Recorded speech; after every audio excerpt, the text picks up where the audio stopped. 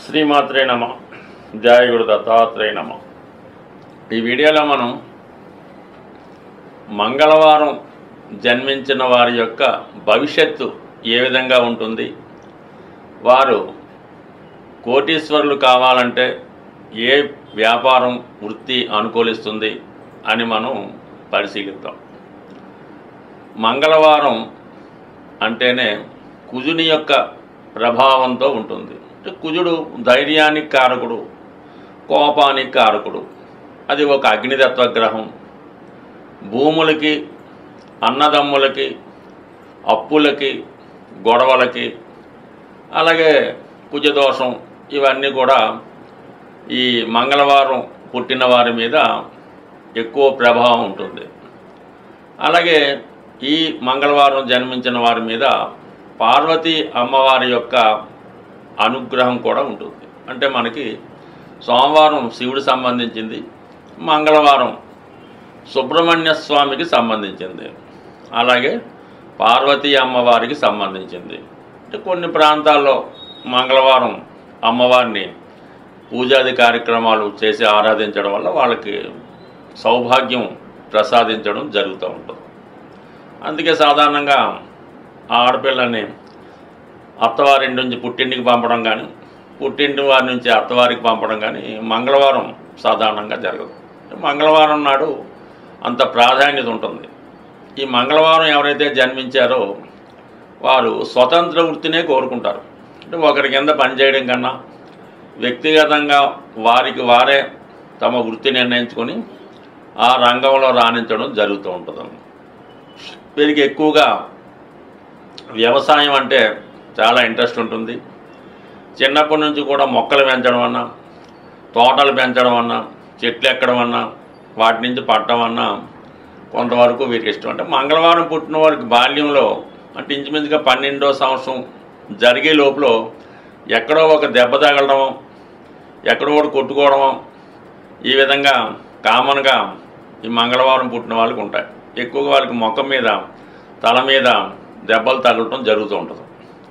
అందువల్ల వీళ్ళు ఎవరైతే మంగళవారం చిన్నప్పుడు జన్మించారో వారికి పెద్దవాళ్ళు కొద్దిగా మరీ చెట్లే ఎక్కకుండా, పదునైన వస్తువులతో ఆడుకోకుండా, చిన్నప్పుడే వాహనాలు ఇవ్వకుండా ఉంటే మంచిది. అంటే వీళ్ళకి ప్రమాదం తొందరగా రావడం జరుగుతుంది. అంటే ప్రమాదం జరిగినా వీళ్ళకి భయం ఉండదు.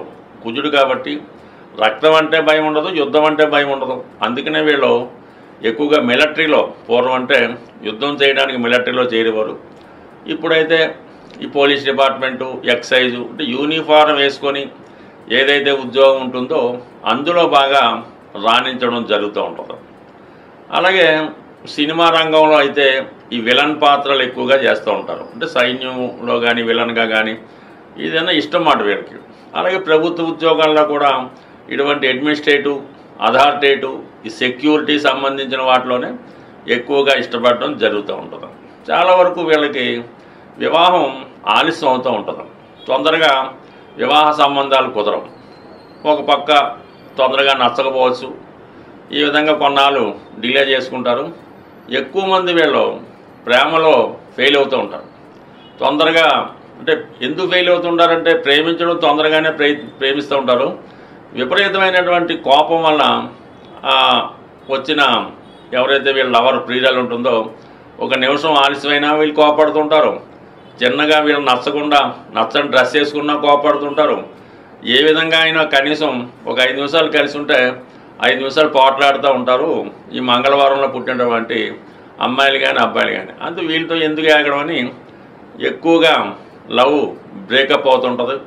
అంటే కుజదోష ప్రభావం ఈ రాశివారు, ఈ కుజదోష ప్రభావం ఈ మంగళవారం జన్మించిన వారి మీద ఎక్కువ ఉంటుంది. కుజదోషం అంటే వీళ్ళది కోపం, ఇండివిజువాలిటీ, ఎవరిని లెక్క చేయకపోవడం, తొందరగా మ్యాన్ హ్యాండ్లింగ్ చేసుకోవడం, ఈ కొట్టుకోవడం అలాంటివి చేస్తూ ఉంటారు. అందుకని వీళ్ళకి దూరంగా ఉంటే మంచిదని ఎక్కువ మంది వీళ్ళతో కలుపుకోవడానికి, అంటే వివాహ సంబంధం కలుపుకోవడానికి ఇష్టపడరు.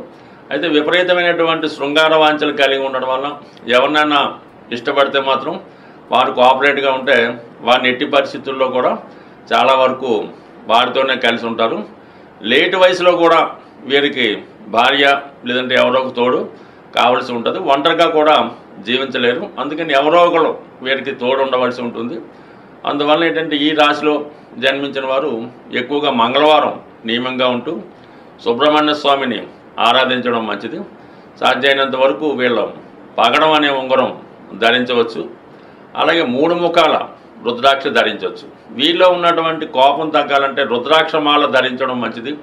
ఎక్కువగా వీళ్ళకి స్త్రీ వ్యామోహం ఏదో ఒక వ్యసనం కూడా ఉంటుంది.